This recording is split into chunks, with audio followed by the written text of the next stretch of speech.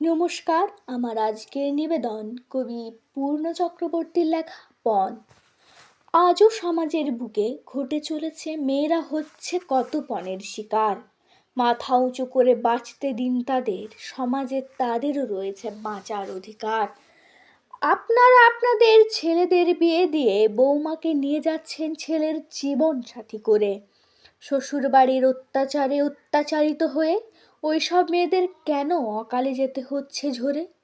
সমাজে এই সব মানুষদের দমনের জন্য কোর্ট যেন দেয় তাদের যাবজ্জীবন জেল।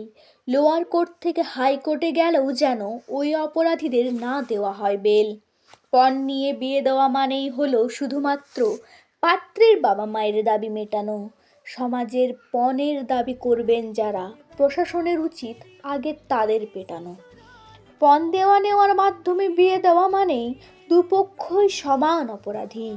সমাজের বুক থেকে মুছে দিতে হবে পণ দেওয়া নেওয়ার ওই দুরারোগ্য ব্যাধি। গরু ছাগলে ভেবে পড়েই হয়তো পরিবার পরিজনেরা করে থাকেন রেট। ছেলের বিয়েতে ধুমধাম করবেন আপনারা, তাহলে মেয়ের বাবার কাছে কেন মাথা করবেন হেট?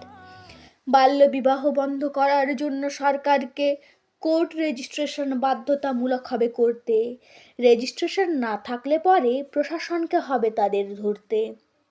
আপনাদের সামর্থ্য না থাকলে পরে মন্দিরে গিয়ে ছেলে মেয়ের দিতে পারেন বিয়ে, কিন্তু আপনাদের কোর্ট রেজিস্ট্রেশনের কাগজপত্র সাথে অবশ্যই আনতে হবে নিয়ে।